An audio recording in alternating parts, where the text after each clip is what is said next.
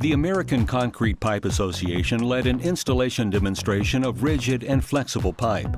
Hundreds of engineers and inspectors attended. 24-inch diameter concrete and high-density polyethylene pipes were installed side by side. Each pipe was installed to the same trench conditions. Also, the same length of each pipe was backfilled and compacted to the critical structural zone that is specific to each type of pipe. The construction crew joined, backfilled, and compacted the pipe according to the applicable national standards and manufacturer's recommendations.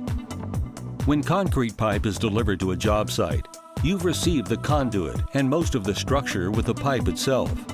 Conversely, when HDPE arrives on a job site, you have received your conduit, but very little of the structure is built into the pipe.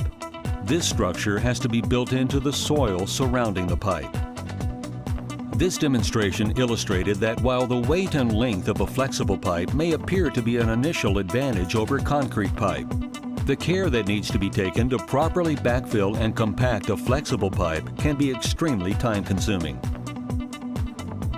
Because a concrete pipe has the structure built in, fewer lifts are required in the backfill and compaction process. Installing the flexible pipe based on the manufacturer's specifications of 4 to 6 inch lifts and then compacting is a difficult practice to perform. While a flexible pipe needs backfill and compaction up to at least 1 foot above the crown of the pipe, the concrete pipe compaction zone is critical up to the spring line of the pipe.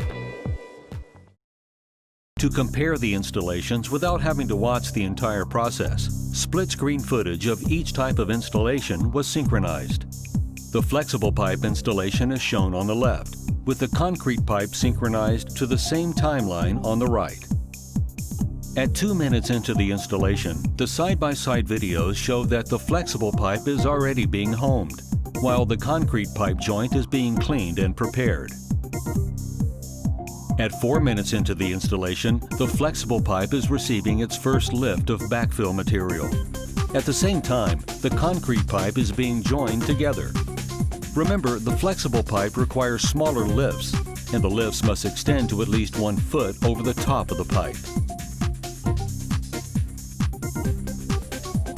At 10 minutes into the installation, the video shows the delivery of the second lift of backfill on the flexible pipe, while dumping the first larger lift of material on the concrete pipe is occurring. At 20 minutes into the installation, the split screen shows that both pipes have soil compacted to near the center or spring line of the pipe.